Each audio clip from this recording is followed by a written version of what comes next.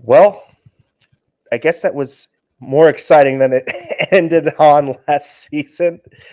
We have some new goal scorers in the house, but results are similar. We'll talk about all that and more after this.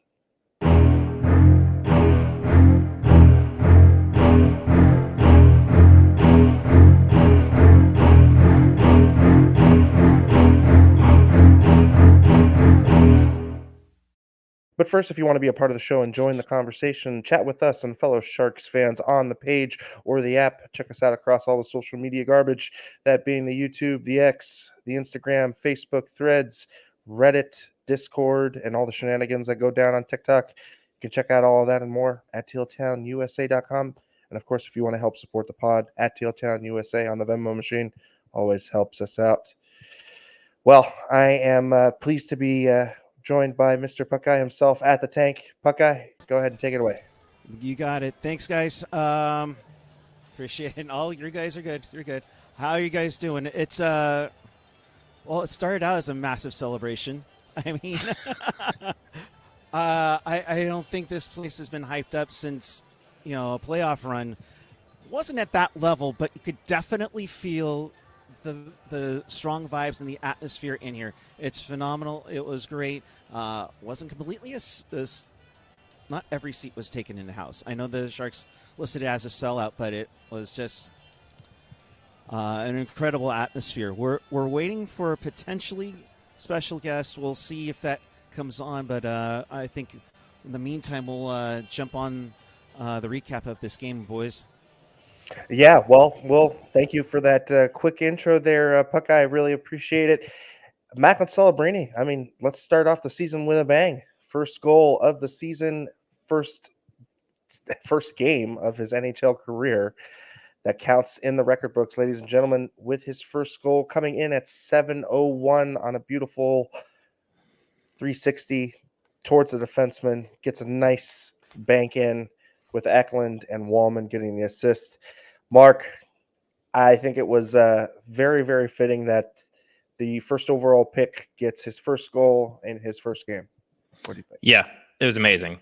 I mean, I wasn't at the tank, but I could just feel the excitement around the Sharks world tonight. It was just, I'd say a few years. I can't remember the last time I was this excited for a game. I don't know if it was, I mean, the last time I felt excited, I think, about a game was when we knocked Vegas out of the playoffs a couple of years ago. But it's been a while since I've been this excited about an opener. So, yeah, it was great. And to see Celebrini take, 7 minutes to score in his first game as an 18-year-old, it was beautiful. It was exciting. It was exhilarating. Yeah, I mean, you took the words right out of my mouth. I mean, it was the loudest I have heard the tank in a long time. You could really tell that there was a energy in the building that you could hear through the speakers on the TV, and you hadn't had that in a long time. So again, having that homegrown player, kind of two homecomings in one, right? You have both Celebrini being a junior Shark coming home, but you also have Barclay Goodrow coming home and making a contribution. I think it's kind of special to have them both. But of course, Celebrini being the first overall pick, just immediate impact and again looks very dangerous within the offensive zone. I think his creativity is really able to show, especially in the offensive zone. Of course, with like all young players, he's going to have some hiccups in his own defensive zone, and I think his line was guilty of giving up possession a little softly in their own zone. I think we can all kind of see that a little bit, but I think that's something that's going to grow into, and you can definitely see the offensive creativity. However, we're talking a little bit about that porous defense and just the team needing to kind of kick it back up into gear. Pavel Buchnevich would score for the St. Louis Blues at 8:51 with Kyrou and Broberg getting the assists. And at that point, I think you saw the vibes kind of, I think the expectations came down to earth a little bit after that, when you got that goal. And I think it kind of did, tell the fan base, okay, it's not going to be all smooth sailing. There's going to be some hiccups. And I think the game kind of bore that out as we went along. So kind of interesting to see the back and forth there early. I think, I was watching the game with my dad, and he was really remarking how, the Sharks were able to capitalize on the few deep possessions that they had, but overall the Blues really did push play, in that first period, and I felt they were able to dictate the pace that they wanted to play, and it was really on the transition that the Sharks were able to capitalize. What do you think, Mark? Yeah, for sure. And I think it's one of the things I'll highlight for this game, that you look at our defense and it's improved over last year, but you can still see that we don't really have puck carriers. You can see that there's a lot of just slapping at pucks, either behind our own goal or struggling to get them. If you're in the faceoff circles, that area and down towards the boards, you could see it. It was so hard for us to get possession a lot of times, either via a defenseman not being strong enough on the puck, not possessing it, not trying to skate it out through a few bodies. So I think, part of that is also this is the first game of the season, and a lot of these guys still haven't played a full game together, right? This is our first time with a full lineup. I think there's an element of it that St. Louis had already played a game that definitely benefited them a bit.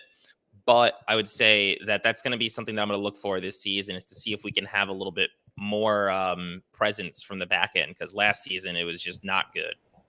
Yeah. Puckeye, I think you wanted to chime in. Go ahead. Yeah, I was just going to say they're competitive. Let's be honest here. Yes, they blew a lead, but the best part is that this team is competitive. This wasn't an 8-1 drubbing or the infamous 10-goal games, which is great. That's already like an improvement. But Mark, you made a good point. That's why I wanted to jump on here, is that not all these guys have played together just yet. So, you kind of expect there to be, some nervousness, but still, you saw some potential there. And I think that was the best thing, coming from being in here tonight. Yeah, sure.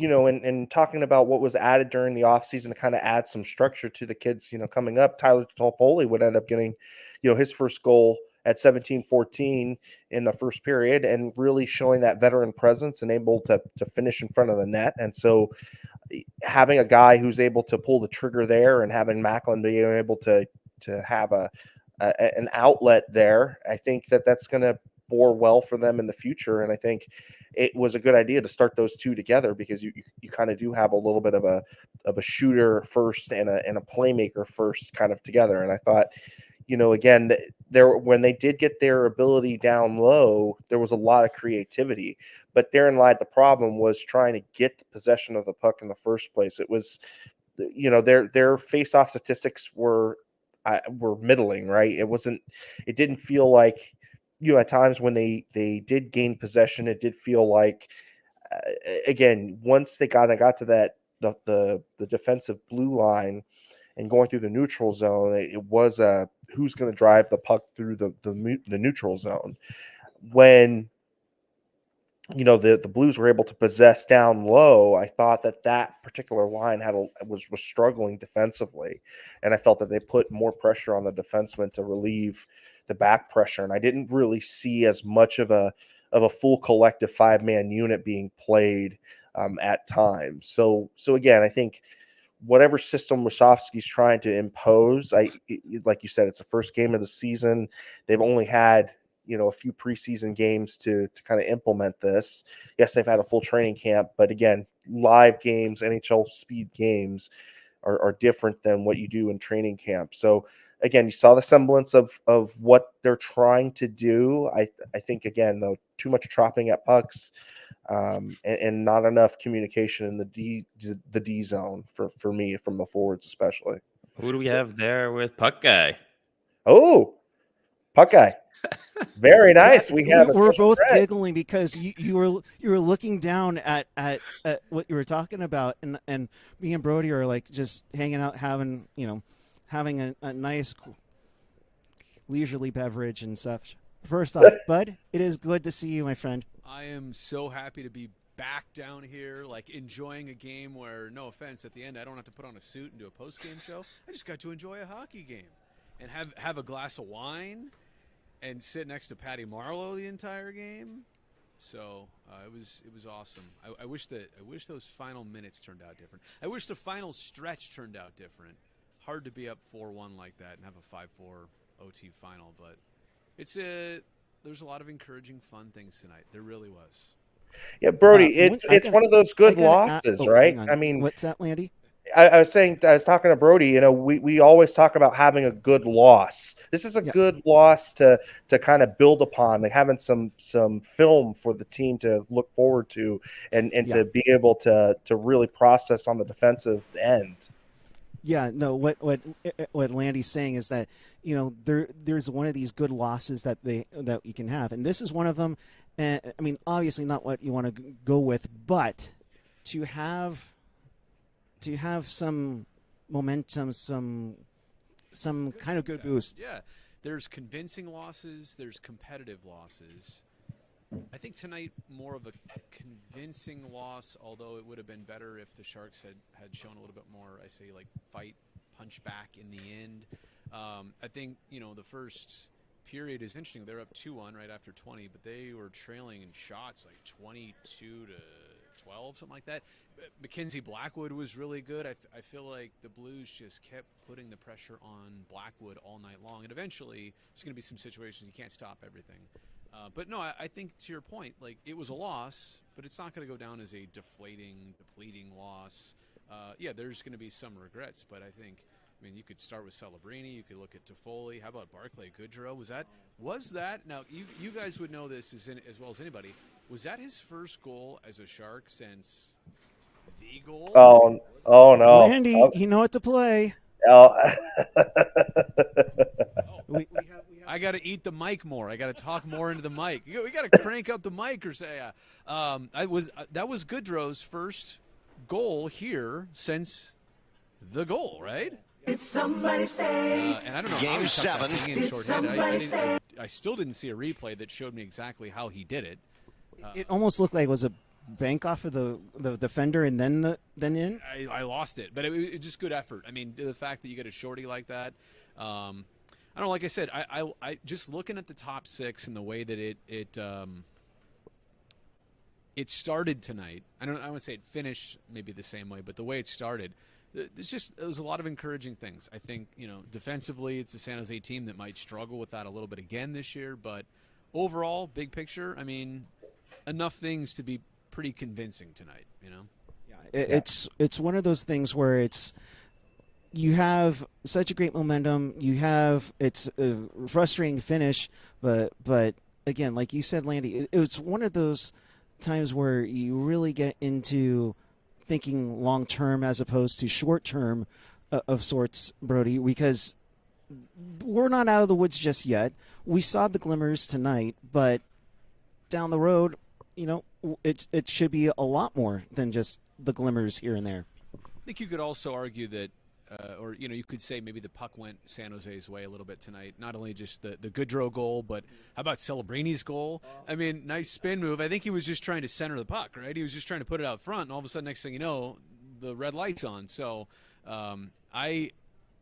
who does that though? Who tries the not really spinorama, right? Because like spinorama would involve maybe some finish to it. It was more like a spinorama with the pass. Plus, he was out. Like, was he outside the dot maybe even, or parallel to the dot? Anyway, the point is, but the wherewithal to try that and to be comfortable with that, again, good for him.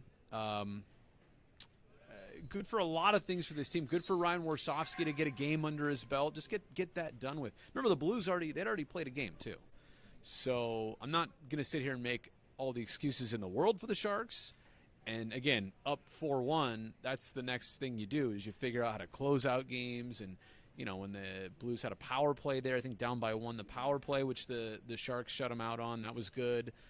Extra attacker, obviously, there at the end. You knew that was going to happen. But it's a loss that will not be as frustrating as in years past where, you know what? Exactly. The Blues would have come in and went up 4-1 themselves, and the Sharks never would have been in this game. So it played out different, I think, tonight than a game like this would have played out last year.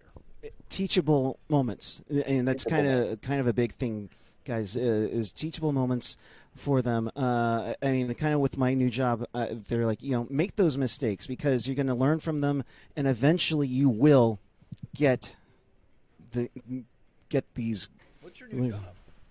Oh, I'm at a law firm. I'm a records and. Whoa! Oh, I'm not an attorney. Want to represent me? Nor do I play one on YouTube, mind you. Apparently, I'm going to be Brody's agent now. I might have to. I might have to get a pay raise, but I don't know. We'll see. Make sure you subscribe to his channel. That's what I'll say. Yeah.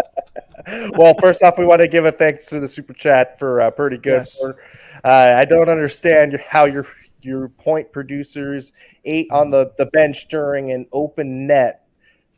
Stupid decision by the coach. Okay, he's saying why are your point producers being on the net or on the bench when you have an open net?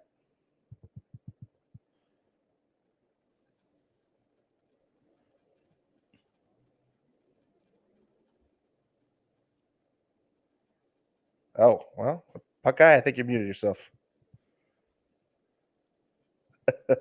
I'm not sure who he's referring to. So Celebrini was on the ice, right? What's the reference there? I'm confused. Yeah, I am. I'm a little confused on that comment too. But thank you for the super chat. We do appreciate it. Thank you, AJ, for pointing out that Erik and there he is. All right. Yeah, no, I was just making sure that I didn't want to hog it too much, with this. But no, you have the big guy in the chair. here's the thing. I got to ask you, when was the last time you went to a Sharks game that you were in the stands?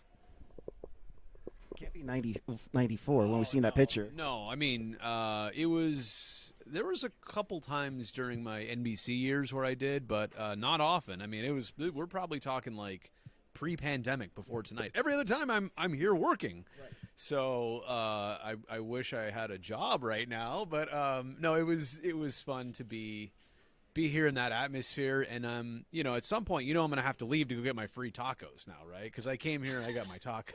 Yeah, 4 in the net tacos you get. Three in the net tacos you get, and we were 23 seconds away from pizza. Did it used to? Was it 4 in the net pizza you get? Yeah, 4 in the the net, and then it was 4, and then recently it was 4 tacos. You would think with inflation it would have to be 5 goals for 3 tacos. Now, what a deal, right? It's only 3 goals for 3 tacos. Like, you're living in good times right now. I remember it had to be 4 in the net and then pizza you get. So now that pizza's worth $20, but we don't all have that big YouTube money that certain somebody does. That ad revenue is really kicking in over here. What's Teal Town at these days? We get 10,000. Come on. Almost 3,500. But that's all I'm saying. It's the first edition. We'll have to kidnap Brody some more. And get him on to do some After Darks while I'm stuck at the tank for some reason. I don't know. I am looking for a job, so if you guys are hiring, is AJ unemployed tonight? You can't bring him on? He's too busy for the home opener?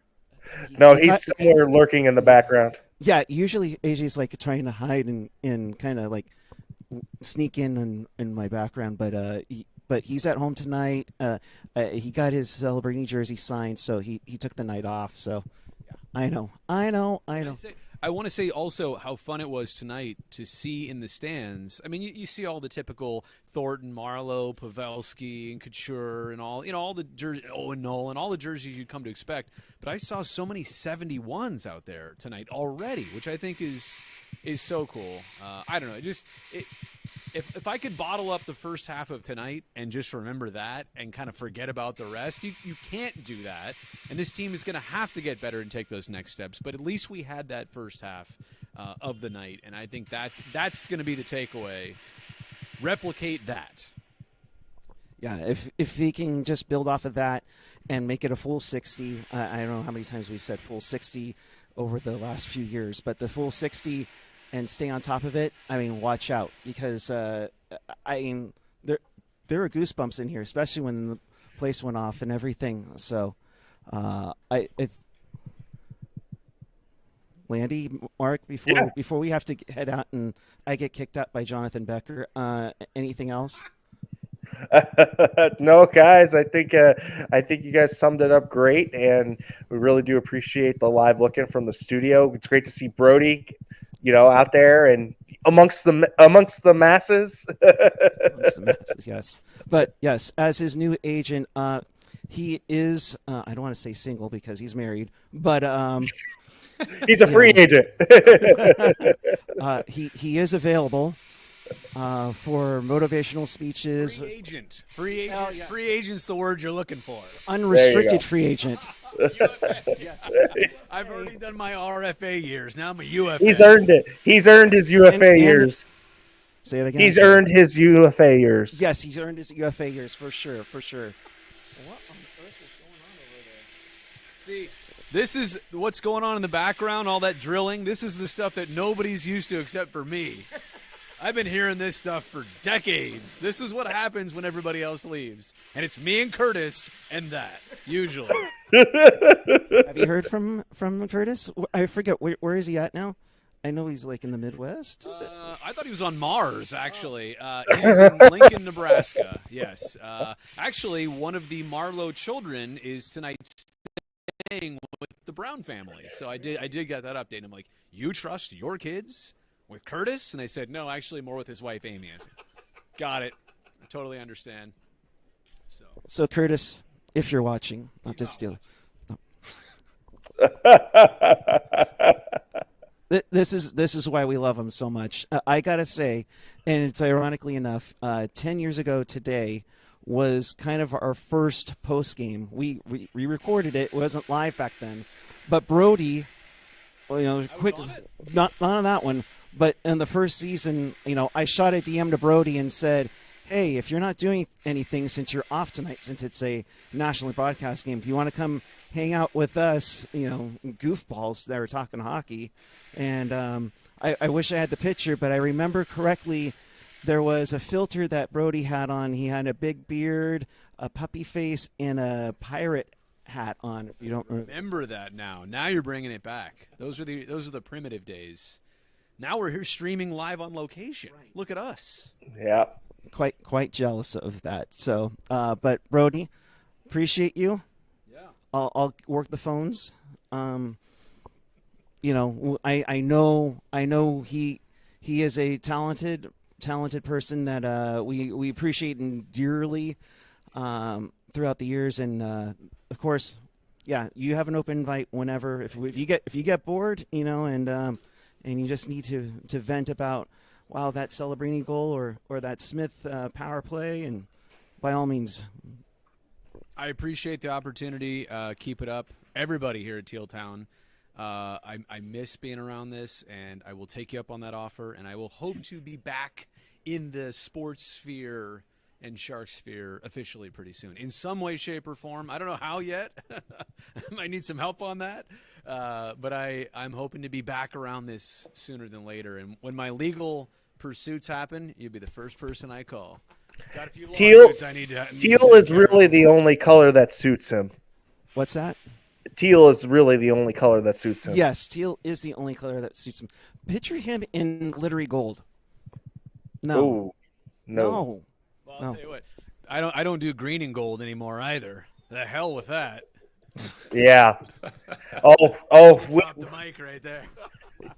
Oh yeah. All right, guys. We're gonna get out of here. We gotta talk to Jonathan Becker to get him a job with the team. So, take care, guys. Have a good one. All right, guys. Thank you. All right. Well, it was good to see Erik and Brody. That was amazing. Yeah. No, real fun to see Brody out there, and again, we wish him the best in all of his pursuits, and we hope to see him back on the airways very soon. Got a couple of questions in the chat, Mark, and talking a little bit about Gushkin on the fourth line. I mean, what are we thinking here? Are we thinking that it's good that he's up at all, or is it more the fact that, hey, this is a talented guy kind of languishing on the fourth? What do you think? Well, I'm a little bit concerned he might not even be on the fourth line anymore after that late penalty.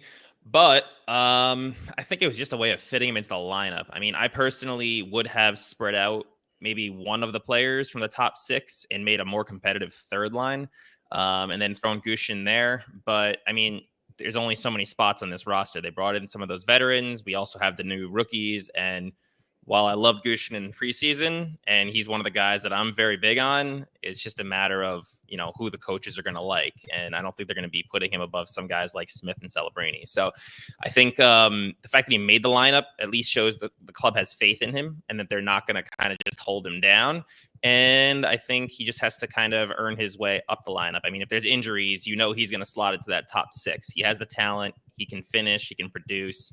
And he actually even had a few good plays until that kind of dumb penalty. And they were even on the defensive side, too, which kind of caught me by surprise. He had a couple good takeaways that I saw playing on that fourth line. So, I don't think it was a terrible game, but you know how it kind of works with some of these rookies who are playing on a fourth line. You might end up getting benched after a late penalty.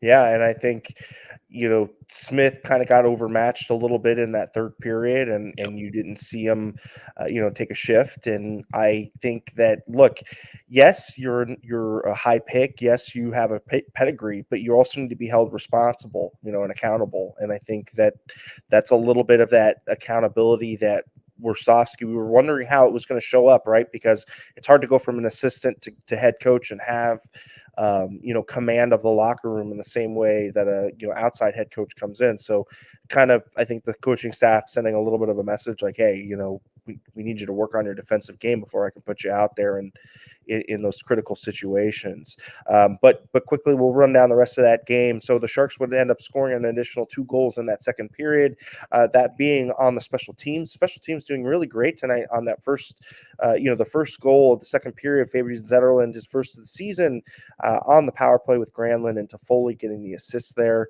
And again, good to see some good puck movement on that power play 1 unit, and really Granlund picking up from where he did last year on the power play. A guy that I didn't think had that kind of creativity on a power play, again, showing up and really just doing a good job down low, setting up play and allowing his wingers to make space and getting shots on net. Yeah, I thought the second period was a good period, too. The Sharks battled back in shots. I thought they controlled the play a bit better. The power play looked really decent. I thought there was creativity there. The possession was good. I liked Celebrini there. I liked the movement across the board. Overall, no complaints really with the second period. The power play looked good. I do want to go back to just one comment, because we obviously loved Celebrini's first goal, but in reality, there was some lucky element to that. But that first assist he had was quite beautiful on the Toffoli goal, and it showed great awareness. I really liked that play from him. So, those kind of small things are what you're really looking for early on. And Celebrini, when he had the puck, I'd say at least in the first 2 periods of this game, he looked dangerous. He was creating space. He looked confident going around a few guys. So I liked what I saw. But overall, second period, Zetterlund, nice goal in the power play, amazing pass, like you said, from Granlund. And then Barclay Goodrow, obviously, for that fourth goal. Yeah, getting that shorthanded goal, and thank you very much for the lead in 17:37 in the second period. And really, I mean, the Sharks, I think at this point, very fortunate to be up to 3 goals, because again, in that first period, it really was the Blues kind of taking control. The second period, the Sharks did a really good job, and this was a period that was really suspect for the Sharks in years past. So good to see a nice second period played. However, that third period, I mean, that we got to talk about that, and I think this is the sour note on the night, because if it would have just been a 4-1 game, I think everybody would have been happy. It would have been good vibes, and we go from there. But unfortunately, the Sharks would end up giving up a very quick set of goals in that first 6 minutes of play. 2 minutes 54 seconds in, Radek Faksa would get his first of the season with Walker getting an assist, and that would pull the Blues to within 2 goals. From there, you kind of felt that momentum really swing, and the play just be pushed completely into the Sharks zone, and the Blues would end up scoring at 6-11 from Ryan Suter just putting the puck on net after you get Torfchenko to kick out the puck to him. And Ryan Suter, being a wily veteran, kind of stepping up in the play and putting himself in a position to score a goal. And unfortunately, the Sharks just not doing a great job in their own defensive zone, kind of getting caught a little bit too far in the offensive zone. And uh, these are going to be the types of goals that a young team is going to give up, Mark. I mean, right? I mean, this is kind of where you start to think, okay, the team really does need to learn how to win, right? They got to learn that, at this point, yeah, you had a 3-goal lead, but you still need to at least drive some play because, they always say the 3-goal lead's the most dangerous in hockey, and this is why. Yeah, and I think also the team just looked deflated in that third period, especially once the Blues kind of scored on that first goal. The Mackenzie Blackwood magic kind of faded away at that point, and there's only so much he can do, right? Facing the shots that he's facing, and the team didn't really battle back. I think they had a good shift or two somewhere between either it was the first and second goal in that period, or the second, and then obviously much later in the period. But there really just was no consecutive shifts of just pressure. And I thought good play from the Sharks in that third period. So the 2 quick goals from the Blues, that's kind of what changed the tone. And then I really felt the whole shift at that point, and it was really a matter of time. I was actually surprised it lasted all the way till the final minute. But I thought it was going to come sooner because the Blues, they looked hungry, they looked good. And even in that first game, they were saying it on the broadcast that the Blues came back from a couple goals down. So it wasn't terribly surprising to see them do the same tonight with the way they were pressuring. Yeah, no, I totally agree. And then finally capping it off, to get the tie at 1913, Justin Falk with assists from Robert Thomas and Jordan Kyrou. And again, I think we saw this coming, maybe 2 or 3 minutes with 2 or 3 minutes left in the game. Quickly, thank you so much, Burge. We really do appreciate it. What are the expectations with Will Smith? I know it's his first game, but he looks way too small and too slow to succeed until he gets bigger. I'm guessing a few years.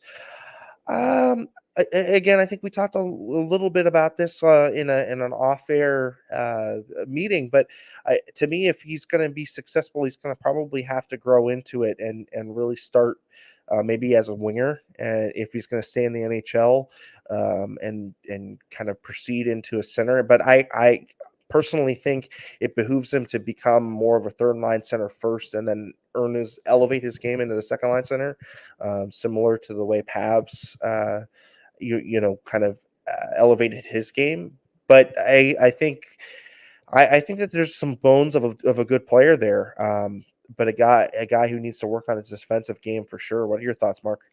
I think he had a few good shifts in the second period, but I agree it was he's going to be a guy who grows into the role. And I think even if you look at his time with the Sharks, you'll kind of see similar things. If you go back to his first rookie game, the ones they have over the summer after the draft, first prospect showcase, he wasn't terribly good in that first game, and everyone was kind of like, oh, questions. And then the second year, which was this year, he actually looked really good, like dominant in the prospect game. And I think that's kind of the player you're going to see from him. He's a guy who's going to grow into each phase of his career. I think that the comment on him being slow, I never really felt watching a lot of his college games last year that speed was what separated him. I think it's more his creativity with the puck, his hockey IQ. And his skill. And I think he's never going to be like a guy like McDavid flying around the ice, but what he's going to do is find the open spaces, create open spaces, and then either dish the puck or take a shot and score a goal. So I think my whole goal for him this year is to watch him kind of slowly grow into that role. Maybe he ends up nailing down the second line center role, or he kind of shifts to the wing. I actually said it on Twitter. You could see in the defensive zone, he was actually lining up more as a winger. He was covering the points on a lot of those shifts. Whereas Granlund would kind of shift more into the defensive side of the center responsibilities. So I think it's going to be some growing pains with him, but I'm not in any way deflated. It's one game, and I think he's going to develop as the season progresses. Yep. So we'll go quickly into that OT, and it was very quick because 43 seconds in, Braden Shen would get the goal from Parayko and Robert Thomas. Basically, you got a misalignment on the back end and a back check, and unfortunately, the Blues were able to, kind of create a mini 2-on-1 down low and get the goal, and that would cap off the game and really kind of spoil the night for the Sharks. But I think, like we had said, there are a lot of good things to take out of this game. I think we also kind of all have to remember, the type of blue line that they're fielding right now. It's still very much in transition. So the fact that they only gave up I mean, they gave up what they gave up. I mean, it's better, right? And I think the overall message from tonight was this is a better kind of loss than we've had in prior seasons. This is the most, I think, excitement and really positive atmosphere that we've had in the tank in a few seasons. And I think that at the end, it's going to be a learning and kind of growth of takeaway for this team. And I think in the long run, it will really serve them better to understand what it takes to win, right? You can point to this game as, look, you had the game in control going into that third period. This is what you got to do to win in the NHL now. This is a game that you point to and say, okay, this is a team that really did put in the 60 minutes, whereas, guys, there was a little bit of a lack of cohesion there in the defensive zone in that third period. Yeah, and I think the way to really look at this, it's the first game of the season. I think a lot of us would say we had fun watching tonight, right? Like, this is the first time in a while the Sharks were fun to watch. There's some storylines there that made it more fun. Obviously, Celebrini's first game, the excitement there, and Smith's first game, even Gushin playing, a lot of these new guys coming in. These are all like exciting storylines to track. There's going to be pains this season. Like, there's no doubt about it that we're still going to be probably in the bottom third of the league and possibly even the bottom 5 in the league, right? That's a very realistic expectation, but what we want to see is that growth. And like, these players have to gel. This is a process. And I think we had our like top of the roller coaster moment, right? That was getting Celebrini. And now it's just, there are a few more steps that need to happen, a few more dominoes that need to fall. They're going to be exciting times and painful times, but I think, we can't let this loss really either deflate us too much or represent. There's going to be more of these this season, right? And I think we all had fun, right? That's what it's about, and that's what it's going to be about this season, is enjoying Celebrini dancing through the middle, taking a 6 shot, either getting a great pass and an assist. That's going to be the fun this season, not really a playoff run. Yep. All right. Well, I think that's a great place to set up. In case you missed it or you want to catch us again, check us out everywhere. Check us out on the YouTube. Of course, like, subscribe, and hit the bell to be notified when we go live. Of course, if you're a long timer, we go live after every single Sharks game. I know we're crazy to do it, right? But if you also want to digest it in the audio form, check us out on Apple Podcasts, the YouTube Podcasts, Google Play. What was the Google Play Store? I think it's YouTube Music now. Thank you. The YouTube Rewind, of course, SoundCloud, Spotify, TuneIn, iHeart, Odyssey, and then, of course, you can always check out the recap and audio video forms over at tealtownusa.com. Well, Mark, it was a great pleasure to get to do the first cast with you. I'm going to leave you with your final thoughts and where the people can find you. I'm just really excited to be back. I can't wait to chat with you all throughout this season. And you can always find me on Twitter, X, whatever you want to call it, at Mark SJS. All right, Mark, thank you so much. I really do appreciate you joining me on this little adventure. This is game 1 of the adventure, and we'll see where the Sharks end up at the end of the season. But as far as I'm concerned, you know what? My final thoughts are this. Continue to have games that you can build upon. Continue to have good periods of hockey. Let's go period by period. Let's win a period first. And then, let's piece together 2 good periods. Let's piece together 3 good periods. And, let's conform to the structure that wants to be played, and we'll go from there. We'll see where the chips fall and see where the team ends up growing into.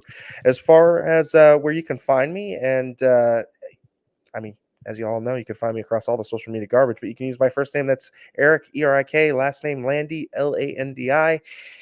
And from all of us here at Teal Town USA, Mark, did you want to have one more word before I leave? I'm just excited to be here, and I'm happy I got to enjoy this night with you. All right, man. No, I'm happy too. It's good to have Sharks real meaningful hockey back. So for all of us here at Teal Town USA, you know what we like to say? We like to keep it real. We like to keep it teal, and we like to keep it real teal. All right, we're going to end you out the way we normally do.